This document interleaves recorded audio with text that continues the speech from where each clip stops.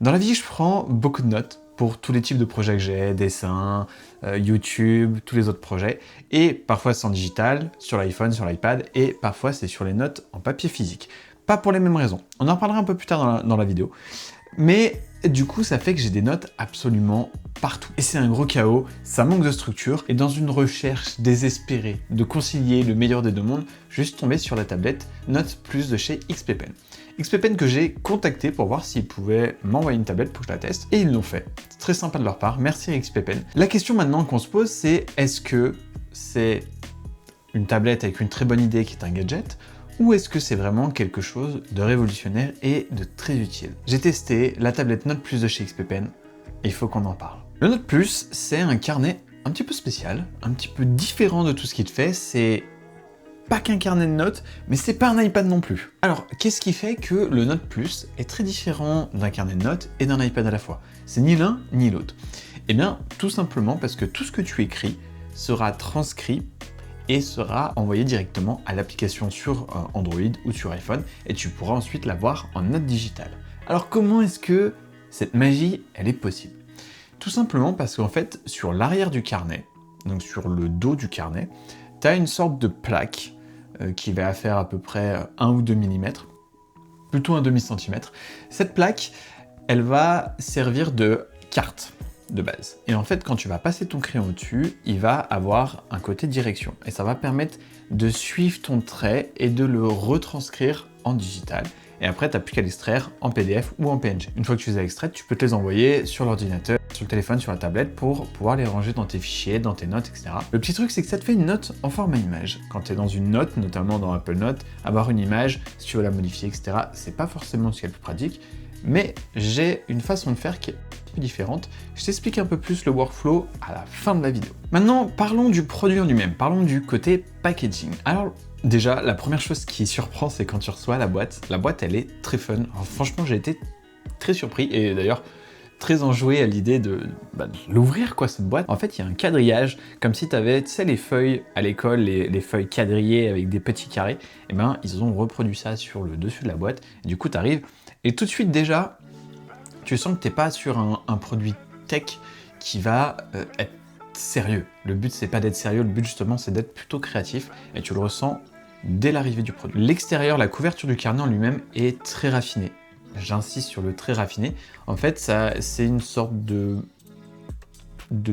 tissu chiné en deux couleurs, en gris foncé et gris clair.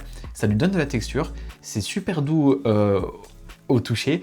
Et franchement, ça fait vraiment très premium et haut de gamme. À l'intérieur, tu as un carnet de notes avec environ 64 feuilles. C'est des feuilles qui sont quand même assez épaisses. On reparlera des feuilles un peu plus tard quand on fera la partie test. Ce carnet, il pèse à peu près 350 grammes de la description. C'est le poids de l'iPad mini et c'est moins lourd qu'un iPad Air.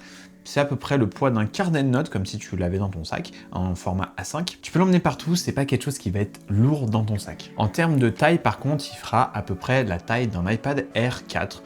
Donc c'est un peu plus large qu'un carnet A5. Puisqu'il y a du papier, le stylo, il est fourni avec. Et ce qu'il faut bien comprendre, c'est que ce stylo, tu peux pas le changer. Tu peux pas changer de stylo, tu peux changer les mines, mais tu peux pas changer de stylo, puisqu'il y a tout un système technologique à l'intérieur pour pouvoir être reconnu par la couverture, par le Note Plus.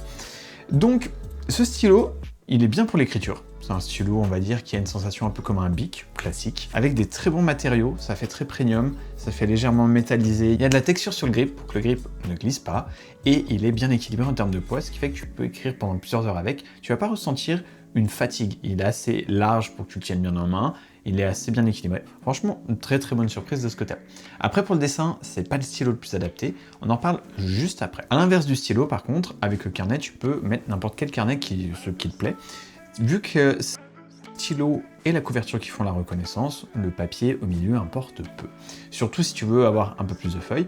Et si tu as des papiers qui glissent mieux. Moi, par exemple, tu vois, j'utilise le carnet de notes de chez Muji, M-U-J-I, qui est une marque japonaise. Ils ont un papier haut de gamme qui est juste hors de ce monde. Si je devais te donner une analogie sur le papier, puisqu'à la caméra, tu vas pas forcément te rendre compte de la texture qu'il a, ça serait un peu, tu sais, comme les anciens livres. genre des années 80-90, qui avait un peu de texture, qui était un peu plus épais en termes de pages, comparé aux feuilles qu'on a qui sont ultra laminées maintenant. Si c'est une texture que tu apprécies, notamment parce que ça donne plus de contrôle au niveau du débit d'encre, des traits, voilà, ça t'ira, sinon bah, sache que tu peux changer. Maintenant on va parler de l'utilisation, on va voir deux cas de figure, le dessin et la prise de notes. On va commencer par le dessin. Alors, côté dessin, la première chose qu'on remarque, c'est qu'on ne peut capter les traits que sur la page de droite. Ce qui semble au final assez logique en fait, puisque la captation se fait sur la couverture, sur le dos du carnet. Donc du coup, tu n'as pas de captation sur la gauche. Au départ, je me suis dit, waouh, mais c'est un gâchis de papier absolument énorme. Et puis après, en réfléchissant, je me suis dit, mais en fait, non, il suffit juste de tourner le carnet. Et voilà. Par contre, tu pourras n'écrire qu'une seule page à la fois. Même dans l'application, c'est prévu pour. Dans l'application, tu peux choisir l'épaisseur des traits. Comment ils sont traduits dans l'application entre le crayon. Voilà, toi, tu auras toujours ton écriture en 3 mm ou 4 mm, donc un trait assez fin. Par contre, tu peux le rendre plus épais dans l'application.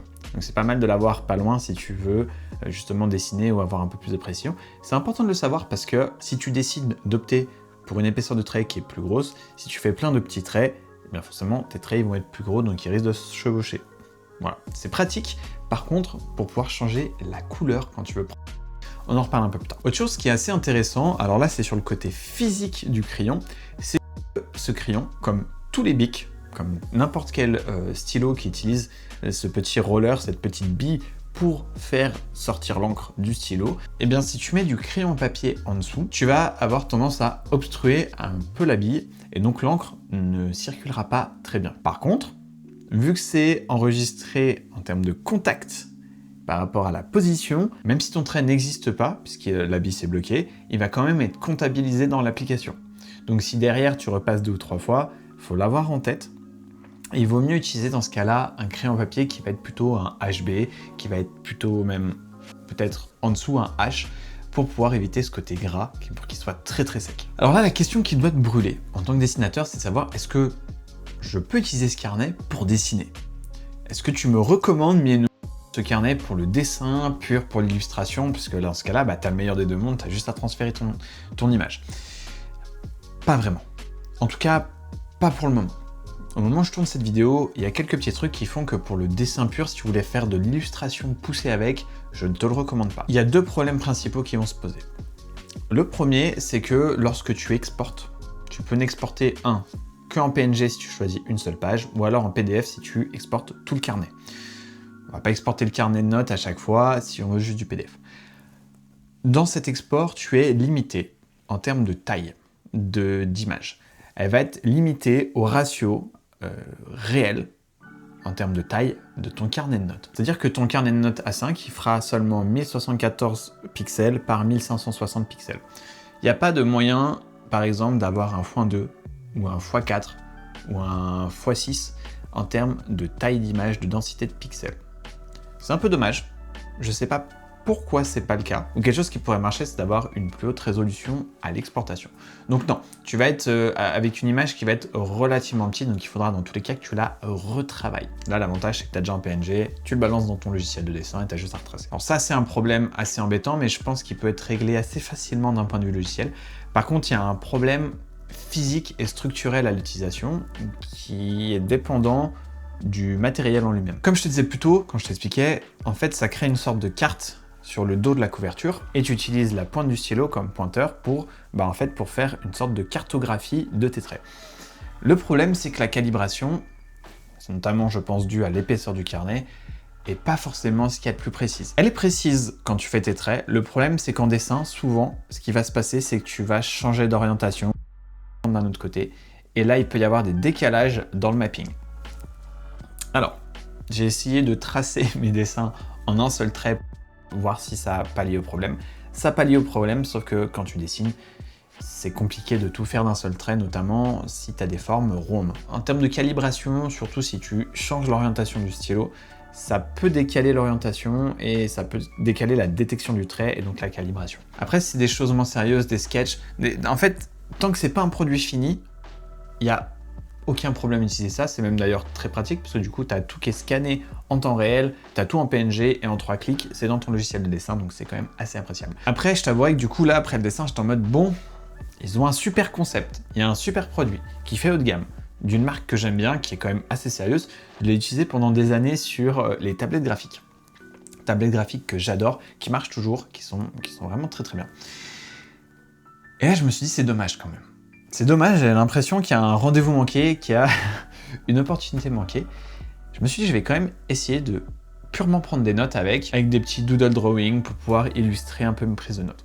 Donc j'ai pris un peu des notes, et là, je me suis dit, ah, ok, c'est vraiment à ça que ça sert. C'est vraiment quand tu veux faire de la prise de notes et que tu veux pas avoir à tes fichiers, tout retaper à la main.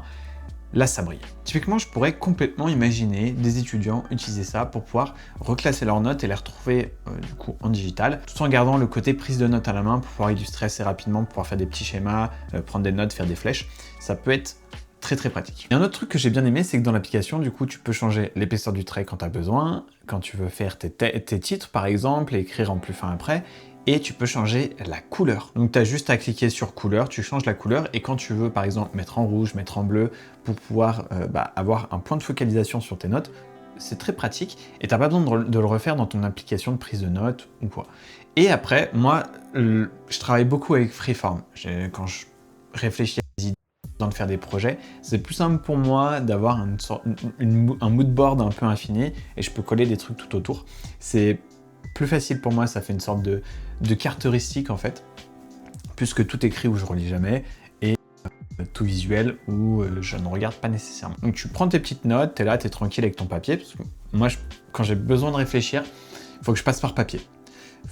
Si j'ai besoin de me concentrer notamment sur des choses pour prendre des décisions, pour des choses stratégiques, j'ai besoin du papier, j'y arrive pas sur un écran. Il n'empêche qu'une fois que j'ai réfléchi à ça, que j'ai pris mes notes, eh bien, j'ai pas à tout retaper à la main, j'ai pas à prendre en photo, je l'envoie directement en PNG sur le MacBook, un petit airdrop, je le drag, je le drop dans Freeform, et hop, il fait partie de mon moodboard, et ça a vraiment beaucoup de sens de faire ça. Je trouve vraiment que ce produit prend tout son sens sur la prise de notes pour le coup, et c'est bien pour ceux qui veulent un peu déjà sortir des écrans, parce que toute la journée les écrans ça peut donner des migraines, et puis tu as envie de voir autre chose, donc quand tu veux te poser pour réfléchir, mais en fait avoir le côté du digital, et ça c'est vraiment top. Pour les gros projets, que tu as besoin de rajouter plein de petites briques, ça peut être une bonne façon de couper. Et puis bah, évidemment pour tous les grades papier, pour ceux qui dessinaient, que je te disais juste avant, je trouve que ça ajoute en fait vachement de plus-value de pouvoir faire tes petits dessins, tes petits doodles sur du papier.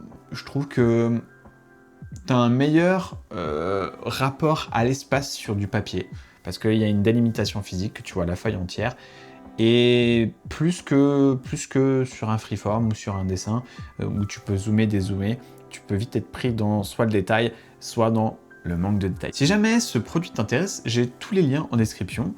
Tu peux aller voir sur le site de XPPen pour te fournir le Note Plus de chez XPPen, qui est du coup un outil un peu différent de ce qu'on a déjà entre un iPad et un peu différent de ce qu'on a déjà sur un carnet de notes. Donc si c'est quelque chose qui t'intéresse ou qui peut potentiellement t'intéresser, je te mets le lien là, premier en description. Et nous retournons à la vidéo. Quand tu prends des notes comme ça, tout le monde n'utilise pas un mood board. Tout le monde ne va pas trouver de l'intérêt à avoir un PNG, le drag and drop pour faire ton mood board.